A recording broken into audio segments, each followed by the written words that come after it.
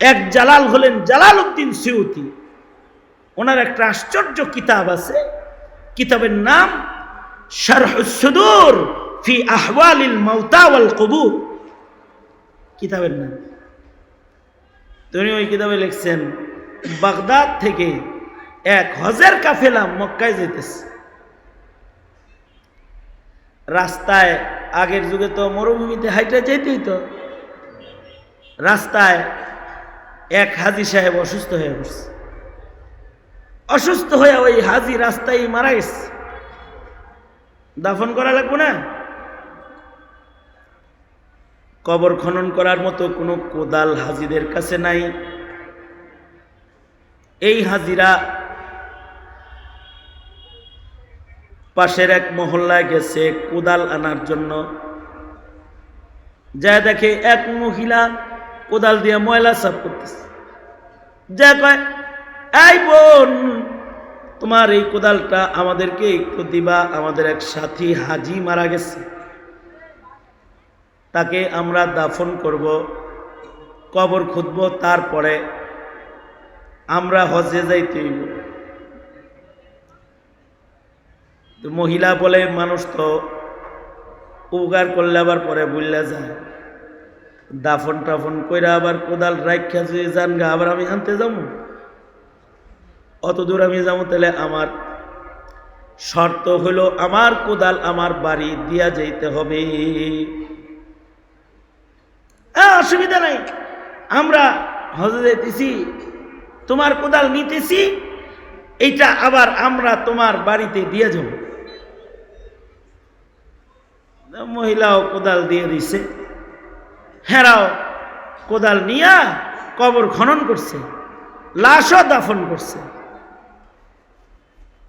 কিন্তু ভুলে মাইয়েতের সাথে কোদালও কবরে রাইখা কবর কমপ্লিট কইরা উপরে উঠে উঠছে। আল্লাহর কাম আল্লাহ করে।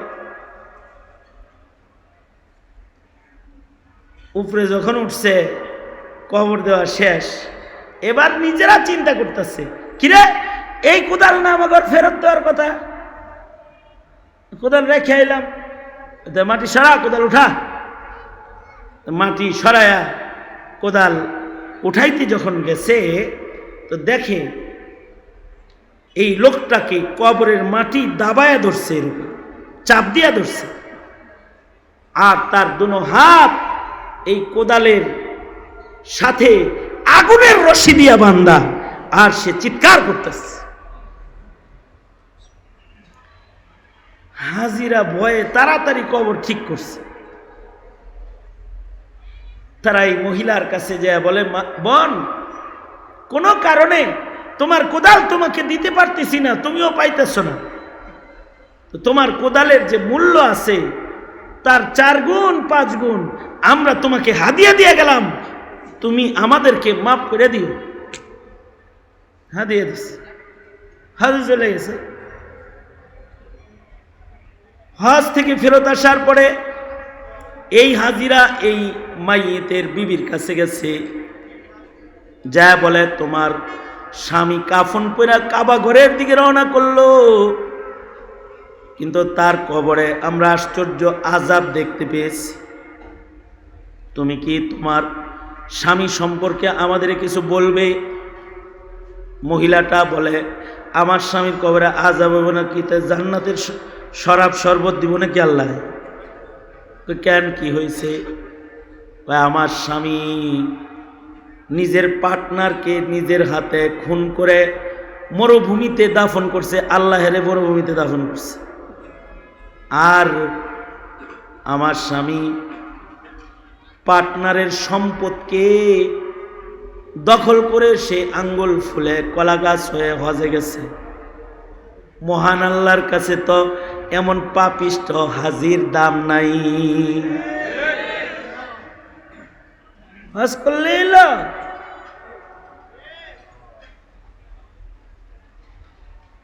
খাচ্ছত ভালো করা লাগে। খাচ্ছত বুঝেন? খাসিলত, খাসিলত। ইমান ভালো করা লাগে, স্বভাব ভালো করা লাগে।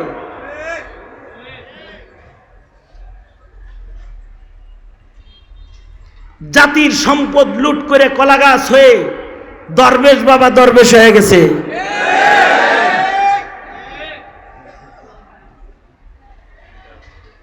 ওয়া উমলি লাহুম ইন্না কাইদি মাতিন।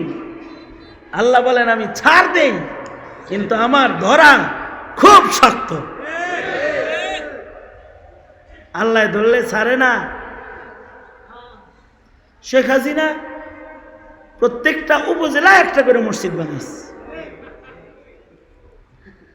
আওয়ামী লীগের নেতারা বলতো আমাদের নেত্রী বুজুর্গ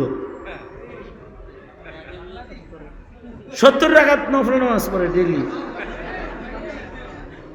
ইশরাকের নামাজ না পড়া উঠে না, তাহাজ্জুদ পড়ে, এগুলো বলতো।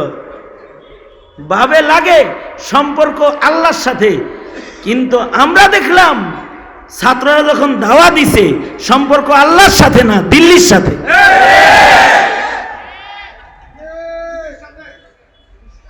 বুজুর্গি দেখাইলেই হয় না, আলহাজ হইলেই হাজি হয় না।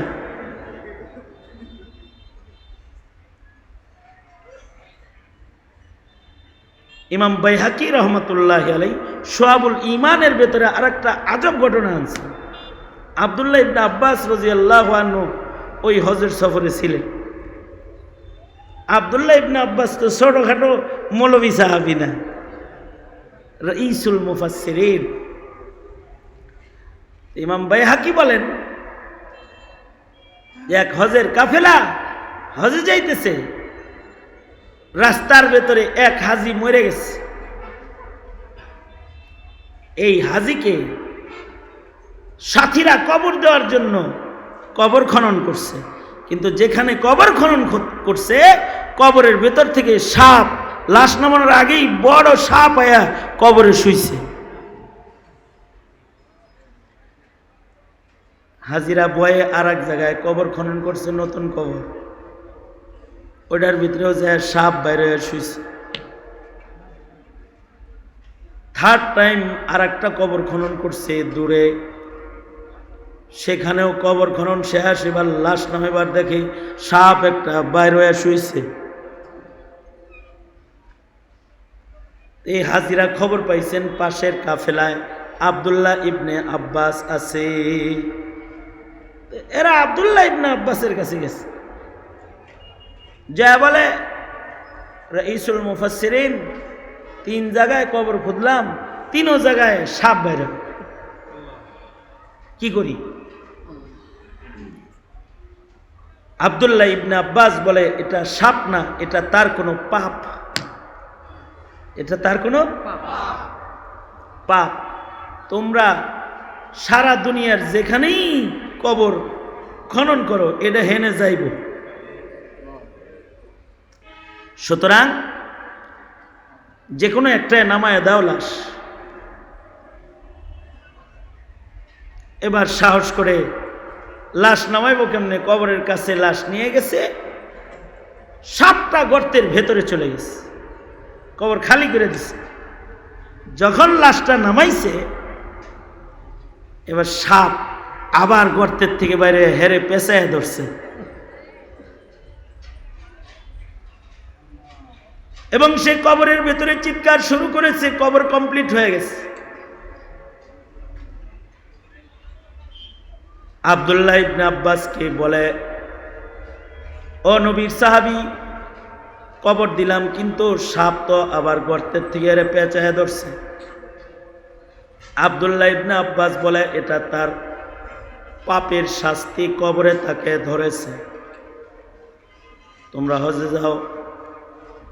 হাজিরা হজে চলে গেছে, ফেরত এসে বউয়ের কাছে গেছে, যা কয় তোমার বিবি, তোমার স্বামী যে মারা গেল তার কবরের ভেতরে তাকে তো সাপে পেঁচায় ধরছে, তার কোনো দোষ কি তুমি জানো? কি কারণে তার কবরের এই আযাব হইতে পারে? ছোটখাটো কারণেও কবরের আযাব হয়, এ কারণে ছোটখাটো গুনাহ করতে নাই। সাহাবী উটের পেশাব থেকে নিজের বাঁচাইতো না, তার কবরে আযাব শুরু হয়ে গেছে। আল্লাহর রাসূল দোয়া করছেন, তারপরে আযাব থামছে। বিবি বলে আমার স্বামী ব্যবসায়ী ছিল, কিন্তু আমার স্বামীর ভেতরে ধোঁকাবাজির খাসলত ছিল।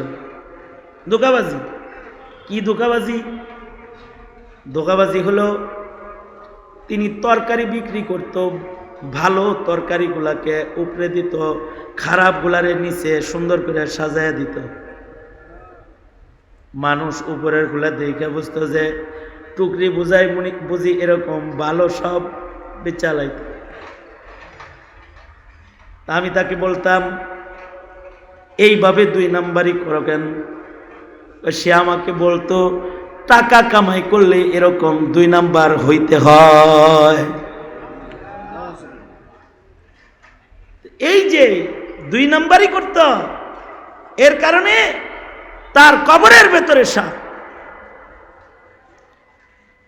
তোমরা যারা 2 নাম্বারই করো, কেবল তো ছাত্রঘর দাওয়া খাইছ, এখনো সামনে আছে মালাকুল মউতের ধাওয়া, এরপরে আছে কবরের ধাওয়া, এরপরে হাসরের ধাওয়া। সেগুলোর জন্য রেডি হও। আর যদি বাঁচতে চাও তওবা করো। কি কথা বলেন না কেন? আরো জোরে আওয়াজ করে বলেন না কেন? প্রকাশ্যে তওবা করো যে তওবা করছি আর আওয়ামী লীগ করতাম না, এটা কও প্রকাশ।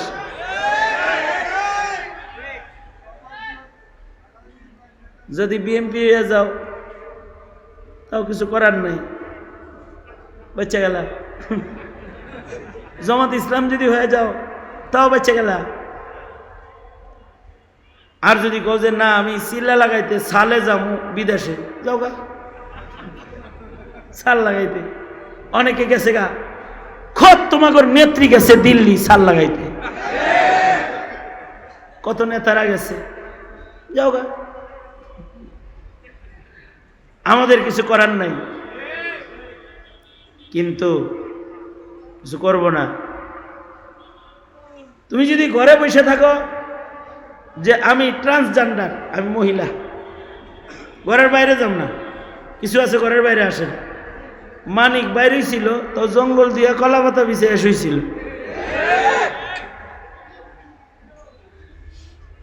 আর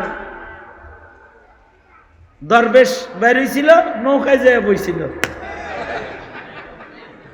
এখনো যারা বোরকা পরে ভিতরে আছো, যখন বের হও মহিলাদের মতো নিজের ঢাক্কা ঢুক্কা বাইর হও, ভালো কথা, তোমাদেরও কিছু বলবে না জাতি। কিন্তু যারা 16 বছর অত্যাচার করে এদেশের মানুষকে যন্ত্রণা দিয়ে এদেশের দ্বীন ইসলামের উপরে আঘাত করে এখন আবার ইসকনের মিছিলে গিয়ে আমার ভাইয়ের রক্ত নিয়ে খেলবা, তোমার উপযুক্ত বিচার জমিনের উপরে জনতা করবে। সুতরাং সাবধান, ভালো হয়ে যাও। ভালো হইতে পয়সা লাগে না। ভালো হইতে কি লাগে না? জোরে বলেন। ভালো হইতে পয়সা লাগে না।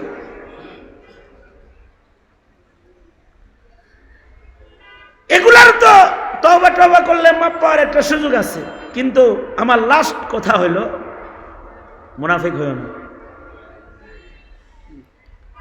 মুনাফিকের তওবা নসিব হয় না। মুনাফিক হইল উপরে ফিটফাট, দেশে করবা আন্দোলন, করবা দেশে করো, নাস্তিকদের বিরুদ্ধে আন্দোলন করো। খতমে নবুয়ত রক্ষার জন্য জীবনে কোনোদিন মাঠে দেখলাম না সাদ সাহেবরে আমির বানাইবার লেগে মাঠে অস্ত্র নিয়ে নামো। কি জন্য নামো আমরা বুঝি না, তোমরা কি কই? খতমে নবুয়তের জন্য তো নামলা না। নবীরাও তো অত ভালোবাসো না, কাদ্দানি গোল্লকে মারামারি করো না, মারামারি করো এসে আলেমদের সাথে। এই মুনাফিকি বাদ দিয়ে দাও, এমনটি করবা না, ভালো হয়ে যাও। সুতরাং আপনারা সজাগ থাকবেন ইনশাআল্লাহ। জোরে করে বলেন ইনশাআল্লাহ, জোরে করে বলেন। আলেম ওলামা যেখানে, আলেম আছেন যেখানে, আলেম নাই যেখানে। সাদ সাহেব তো মুহাম্মদুর রাসূলুল্লাহর চাইতে বেশি বড় হয়ে যায়। নবীর ইজ্জত তো রক্ষা করো না, সাদ সাহেবের আমিরি রক্ষা করো। খতমে নবুয়ত রক্ষা করছো, কাদিয়ানীদের বিষয়ে কথা বলেছো, কোনো সমাবেশ তো করলে না, ব্যানার তো কোনোদিন দেখলাম না, নবীর ইজ্জতের নাস্তিক মুরতাদের বিচারের ব্যানার দেখলাম না। সাদ সাহেবকে আনতে হবে, ব্যানার নিয়ে দাঁড়ায় যাও, ভণ্ডামি ছেড়ে দাও, এই ভণ্ডামি ছেড়ে দাও। এতটুকুনি কথা, বুঝলে অনেক ভালো, না বুঝলে কিছুই করার নাই। ওই গাছের সাথে ঝুলে মরোগা যেই গাছে ডাল নাই। হ্যাঁ, আল্লাহ তাআলা কবুল করুন, মাহফিলকেও কবুল করুন। যা বলছি আল্লাহ বুঝার তৌফিক দান করুন। আসসালামু আলাইকুম ওয়া রাহমাতুল্লাহ। এই পৃথিবীতে সব মানুষ আল্লাহরে খুশি করতে পারে না। কিছু মানুষ তার পরিবারকে খুশি করে, কিছু মানুষ দলকে খুশি করে, কিছু মানুষ সরকারকে খুশি করে, সরকারের চাকরি করে তাই সরকারকে খুশি করে,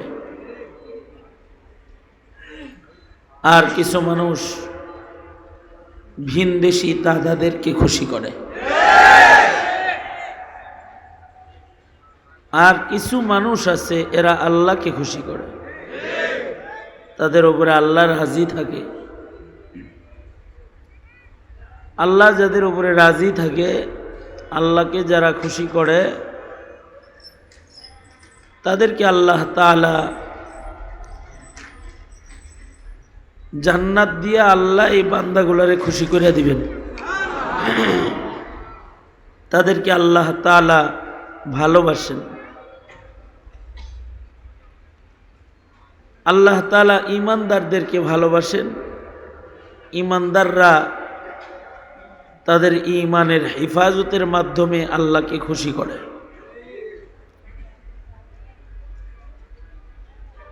বহু মানুষ আছে যাদের জন্ম ঈমানের উপরে, জানেন তো, জন্ম ঈমানের উপরে,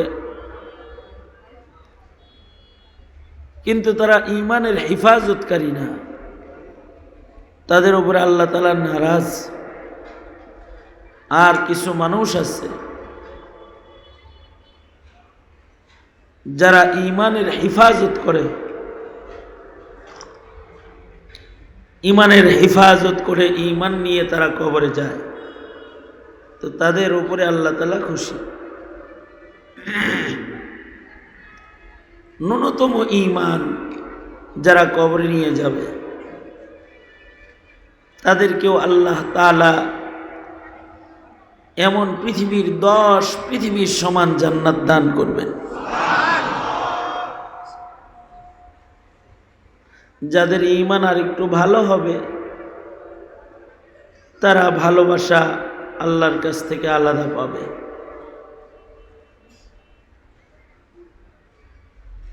এই পৃথিবীতে সব মানুষের চেহারার গঠন যেমন এক না, এই পৃথিবীতে সব মানুষের ঈমানের গঠনও এক না। কিছু মানুষের চেহারা যেমন সুন্দর, মসজিদের সব মুসল্লির চেহারা এক না। কিছু মানুষের চেহারা সুন্দর, কিছু মুমিন আছে তাদের নামাজ সুন্দর, কিছু মুমিন আছে তাদের ঈমানের কোয়ালিটি সুন্দর। যাদের ঈমানের কোয়ালিটি সুন্দর, তাদেরকে 10 দুনিয়ার সমান জান্নাত না, তাদেরকে আল্লাহ তাআলা তাদের কোয়ালিটির কারণে তাদের প্রতি ভালোবাসা আলাদা দান করবেন। ময়দানে মাহশারে কিছু কিছু গুনাহগারকেও আল্লাহ তাআলা দয়া করবেন। হাসরের মাঠে লোকটা গুনাহগার, কিন্তু আল্লাহ তাদের দয়া করবেন। আল্লাহ তাআলা তাদের দোজখে ফেলবেন না, একটা বাহানা তৈয়ার করে তাদের জান্নাত দিয়ে দিবেন। গুনাহগার কিন্তু হাদিসে আছে, ময়দানে মাহশারে আল্লাহ তাআলা এক মুমিনকে বলবে, এই ইমানদার আমার কাছে আসো। এই ইমানদারটা আল্লাহর কাছে যাবে। আল্লাহ তাআলা এই ইমানদারের মাথায় কুদরতি হাত রাখবে। এরপরে বান্দাকে আল্লাহ তাআলা আস্তে করে জিজ্ঞেস করবে, তোর না ঈমান আছে, তুই মুমিন, তুই না আমার বান্দা, এত গুনাহ করছিলি কেন, এত অপরাধ করছিলি কেন? আল্লাহর রাসূল বলেন, বান্দা আল্লাহর কাছে বলবে, আয় আল্লাহ ভুল হয়ে গেছে, বাস এই কথা বলবে। আল্লাহ তাআলা বলবেন, যা আমার কাছে, যেহেতু মাপ চেয়েছস তোরে মাফ করে দিলাম। এবং আল্লাহ তাআলা তাকে মাফ করে আল্লাহ তাআলা তাকে জান্নাত দিবেন এবং বলবেন, আমার নাম সত্তার, আমি তোর গুনাহগুলাকে আমার সত্তার নাম দিয়া ঢাইকা দিলাম। কেউ জানবে না তোর গুনাহ আছে, আমি তোকে মাফ করে দিলাম। এই যে আল্লাহ তাআলা মায়াটা করবেন, এমনিই তো না, তার ঈমানের কোনো রং, কোনো কোয়ালিটি আল্লাহর কাছে পছন্দ হয়ে গেছে।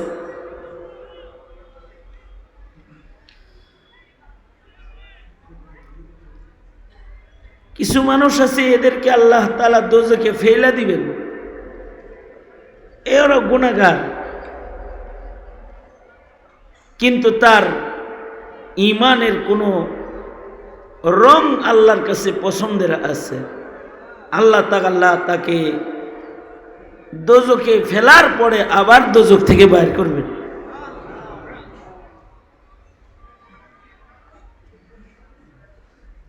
জাহান্নামের ভেতরে হাদিসে আছে, দুইজন চিৎকার করতেছে, চেঁচামেচি করতেছে দোজখের ভেতরে। হাদিসে আছে আল্লাহ তাআলা এই দুজনরে দোজখ থেকে বাইর করে কাছে আনবে।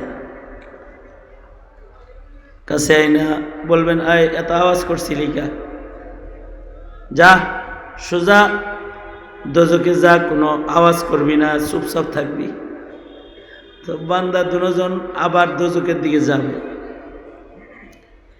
এদের একজনকে আল্লাহ তাআলা বলবেন, যাইতে কইছি, আবার পিছনের দিকে ফিরা ফিরা চাস কেন, আয় কাছে আয়, কি জন্য আমার দিকে তাকাইলি? তো বান্দা বলবে, আল্লাহ আলেমদের মুখে শুনছি তোমার দয়া মহান, তুমি যদি আবার আমার উপরে দয়া করো, এ কারণে তোমার দিকে ফিরা ফিরা চাই, যদি আমি আবার মাপ পাওয়া যাই। আল্লাহ বলবেন, যা তোকেও মাফ করে দিলাম। কোন কারণ এমন হবে যার কারণে এই যে রহমত আল্লাহর আছে এটাও জানতো, খালি গান শুনতো না, ওয়াজও শুনতো। এটা ইমানের একটা রং তার। সে জানে আল্লাহ পাকের রহমতের ভান্ডার অনেক বড়, এটা সে জানে।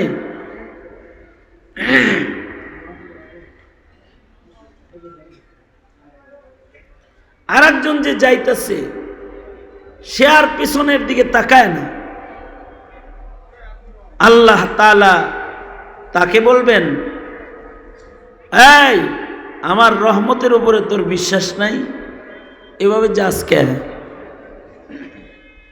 বান্দা বলবে, আল্লাহ দুনিয়াতে একটা হুকুমও মানি নাই, আজকের হুকুমটা মানবো না, আজকের হুকুমটা দোজখে যাইতে বলছেন, হুকুম পালন করতেছি।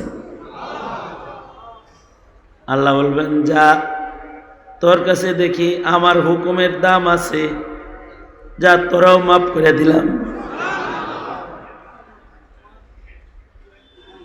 এর ইমানের কোনো একটা সাইড আল্লাহর পছন্দ, এ কারণে তাকেও দোজখ থেকে বের করে আল্লাহ তাআলা জান্নাত দিবে। মুসলিম শরীফের রিওয়ায়াত,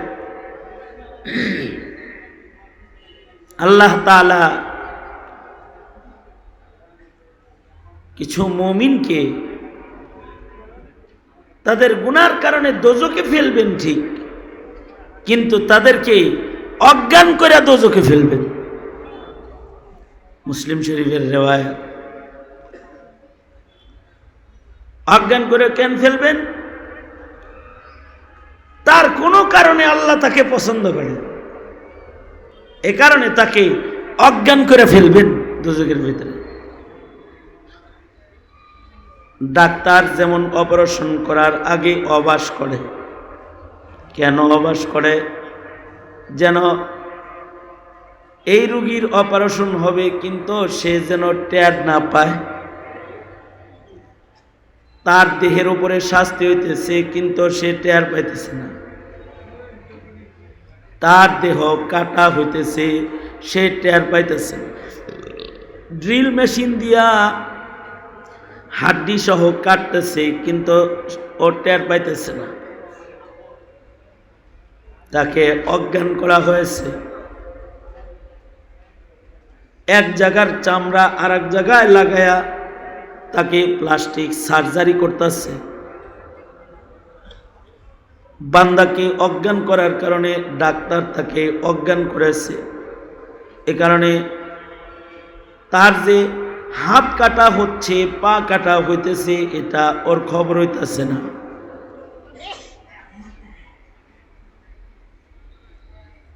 ওপেন হার্ট সার্জারি করেছে, বুকটা ফাইরা বুকের ভেতর থেকে অঙ্গ বাইর করে এটা কাইটা এটার ভেতরে রগ জোড়া লাগাইছে। এক জায়গার রগ আর এক জায়গায় নিয়ে লাগাইছে, বাইপাস করছে, রক্ত সঞ্চারণ পথ আলাদা করে দিয়েছে। গাটা কাইটা টুকরা টুকরা করছে কিন্তু তার খবর নাই। যখন অপারেশন শেষ তখন সে দেখে তার দেহের উপর একটা কিয়ামত হয়ে গেছে।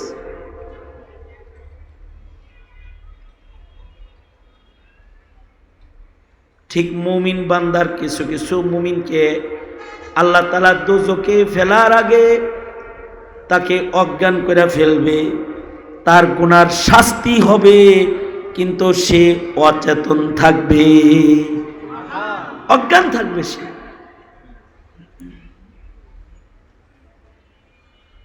আল্লাহ তাআলা এই বান্দাকে দোজখে ফেলতেছেন তাজকিয়াতান, তাকে পবিত্র করার জন্য। গুনাহ সহকারে তো আর আল্লাহর জান্নাতে যেতে পারবে না কেউ। হয়তো দুনিয়াতেই আল্লাহর কাছ থেকে ইস্তিগফার করে মাপ নিতে হইব, অথবা আখিরাতে আল্লাহ তাকে মাফ করতে হইব, অথবা আগুন দিয়ে তারে ধুইতে হইব। গুনাহ ধৌত করার পদ্ধতি আল্লাহর পক্ষ থেকে ক্ষমা, অথবা এর সাজা ভোগ কইরা গুনাহ ধৌত করা, দুই পদ্ধতি।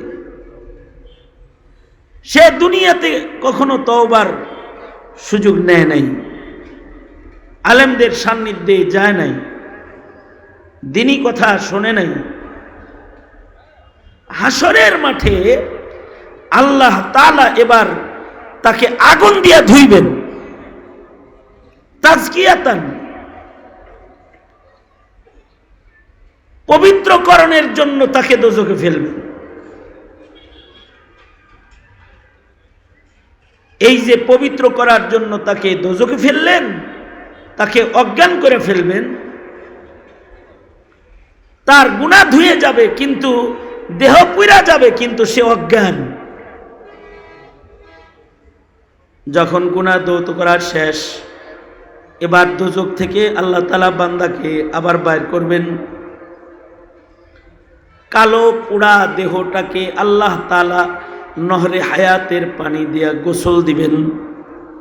গোসল দেওয়ার সাথে সাথে তার গায়ের কালো চামড়াগুলো বিভৎস হালত দূর হয়ে জান্নাতি যুবক যুবতীর আকৃতি আসবে। এবার আল্লাহ তাআলা তাকে জান্নাত দান করবেন।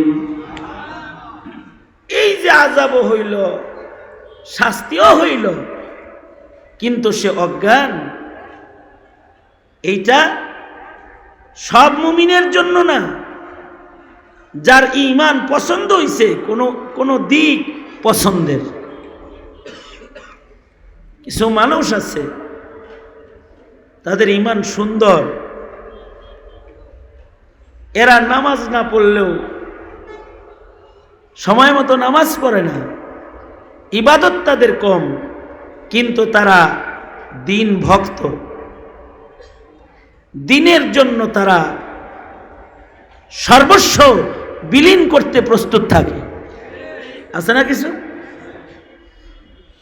মসজিদের খেদমত করে, মাদ্রাসার খেদমত করে,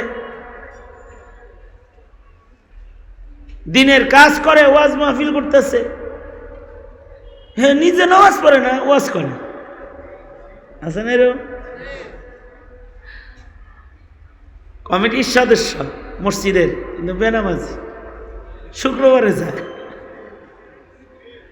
আল্লাহর ঘরকে ভালোবাসে, ঈমানের কোনো একটা সাইড তার ভালো আছে। আওয়ামী লীগ করে, কিন্তু ইনু শাহরিয়ার মুরগি চোরা ভক্ত না, শাইখুল হাদিস ভক্ত। ঈমানের সাইড ভালো হইতে হয়।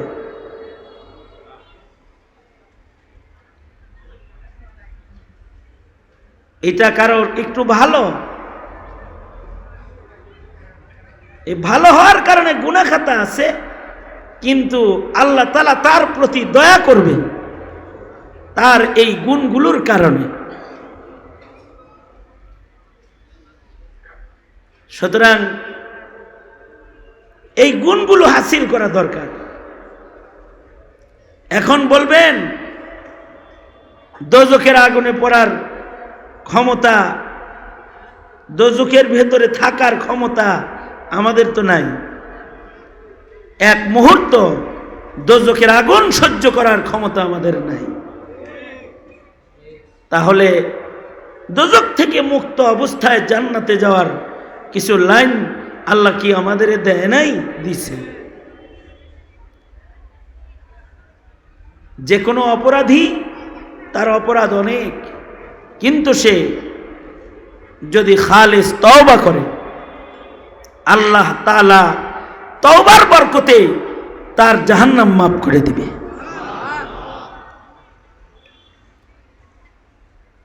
এখন যদি কেউ তওবা করে, আল্লাহ এখনই মাফ করে দিবে।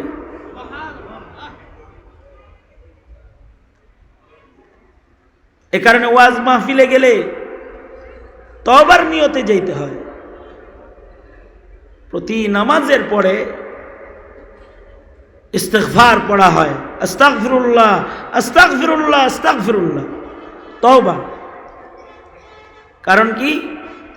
তওবার মাধ্যমে আল্লাহ তাআলা বান্দার সব গুনাহ মাফ করে, তওবার মাধ্যমে।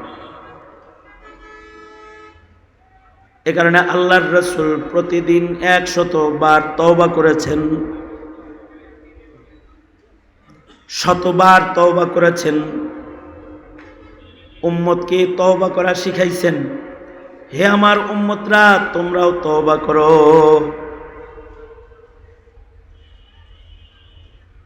বুখারী শরীফে আছে 100 খুনের আসামি তওবার জন্য ঘর থেকে বের হইছে, আল্লাহ তারে মাফ করে দিছে।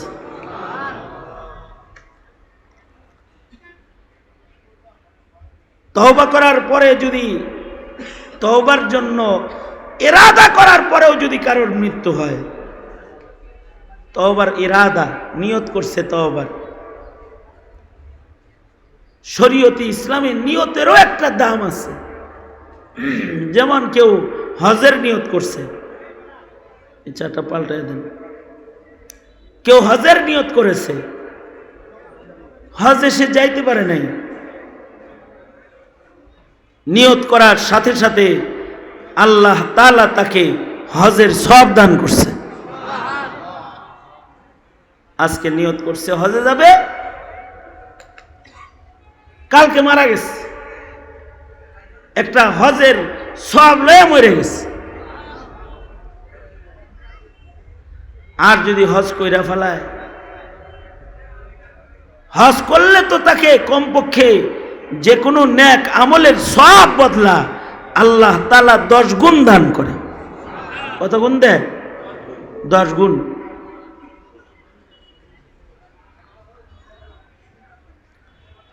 যে কোনো নেক আমল কেউ করলা তো তাকে 10 গুণ সওয়াব আল্লাহ দান করে কমপক্ষে।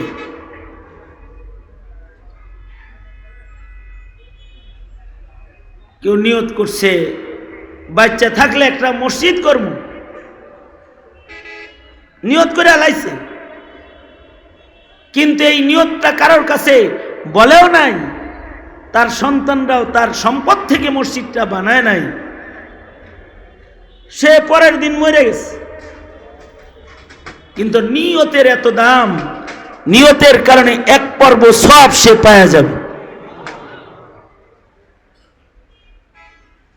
ডান পাশের ফিরিস্তা বান্দা কোনো নেকির কাজের নিয়ত করার সাথে সাথে তাকে একটি সওয়াব দান করে, একটা নেকি দান করে। এখন কেউ নিয়ত করছে তওবা করুন, আল্লাহর কাছে যেহেতু নিয়তেরও দাম,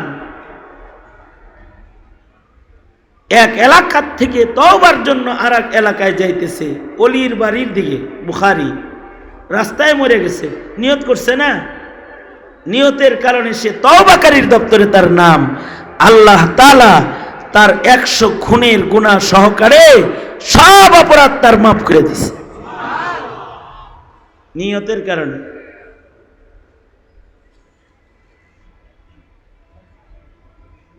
আর যদি তওবাটা কইরা আল্লাহ কেউ নিয়ত করে নাই, তওবাটা করছে, করলে তো ইউবাদদিলুল্লাহু সাইয়্যাতিহিম হাসানাত, গুনাহকে নেকি দিয়া পাল্টায় আমলনামায় উঠায়া দিবে। তওবার নিয়ত করার সাথে সাথেও আল্লাহ তাআলা বান্দাকে মাফ করে দিবে। এ কারণে সব সময় নেকির কাজের নিয়ত বেশি করা। নেকির কাজ যদি কেউ করে ফেলে তাইলে আলাদা সওয়াব, তওবা করে ফেলছে কেউ তো তার গুনাহকে আল্লাহ নেকির দ্বারায় পাল্টাবে, তাকে কায়াউমিন ওয়ালাদাতহু উম্মুহু, সদ্য ভূমিষ্ঠ সন্তানের মতো মাসুম বানায় দেবে। আর যদি তার ভেতরে কিছু আরো ভালো গুণ পাওয়া যায় তো আল্লাহ তাআলা তার কবর থেকে তাকে জান্নাতের মেহমানদারি শুরু করে দিবে।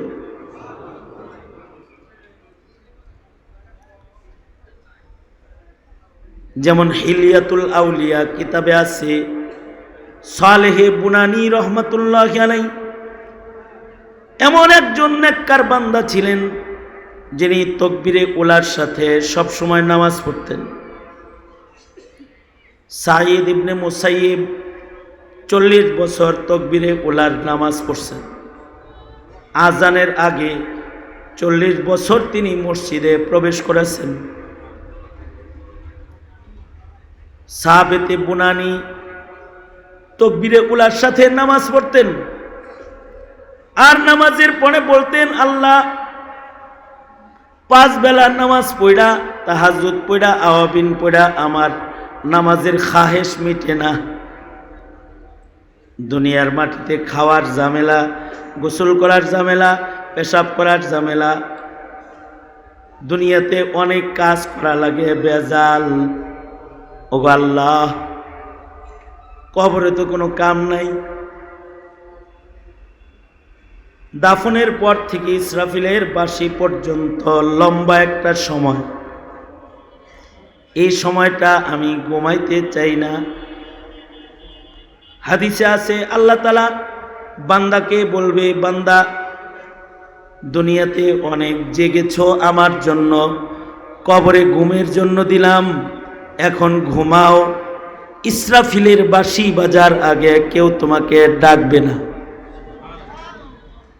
বাসরের ঘুম ঘুমাও, ফিরিস্তারা তাকে ঘুম পাড়ায় দিয়ে যাবে। আর সাবেতে বুনানি তিনি দোয়া করতেছেন, আল্লাহ আমি কিন্তু কবরের মধ্যে ঘুমাইতে চাই না, দুনিয়ায় ইবাদত কইরা আমার তৃষ্ণা মিটে নাই। আয় আল্লাহ, কবরে যেদিন আমি যাব, ওগো আল্লাহ ইসরাফিলের বাঁশি পর্যন্ত তুমি আমাকে কবরের ভেতরে নামাজ পড়ার সুযোগ দিও। এইটা উনি দোয়া করতেন সব সময়। এই দোয়ার বরকতে ওনার নসিব এত ভালো, ওনার ইন্তেকালের কিছুদিন পরে বৃষ্টিতে কবর ভেঙে গেছে। সাহাবেতে বুনানি মালিক ইবনে দিনার রহমতুল্লাহ আলাইহির যুগের সমসাময়িক যুগের বুজুর্গ, যেমন পীরজি হুজুর, হাফিজি হুজুর, এক যুগের বুজুর্গ, ওনারা এরকম। তো ওনার কবর ভেঙে গেছে বৃষ্টিতে।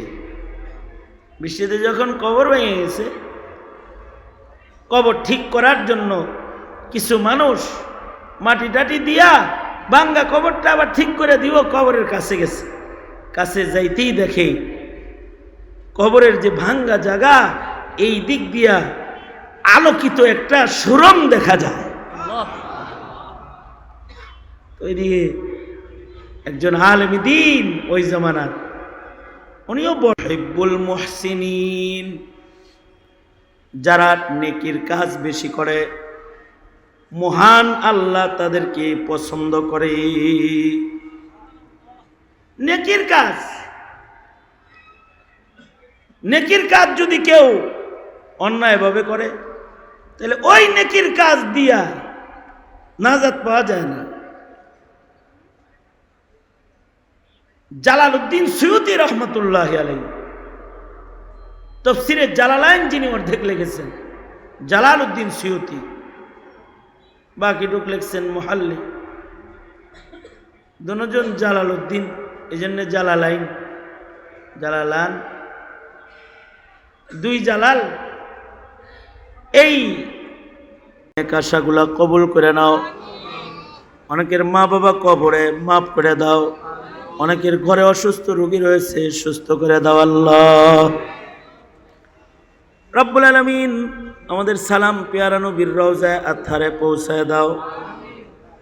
হার কিসমের কল্যাণ তুমি আমাদের দান করো, হার কিসমের অকল্যাণ হতে ধরে ধরে আমাদেরকে তুমি হেফাজত করো। আমাদের সালাম পেয়ারা নবীর রওজায় আথারে পৌঁছায় দাও। যত কল্যাণ যত মঙ্গল সব আমাদেরকে দাও, অকল্যাণ হতে ধরে ধরে আমাদেরকে তুমি বাঁচাও। আল্লাহুম্মা আফিনা ফি কুদরাতিকা ওয়া আদখিলনা ফি রাহমাতিক।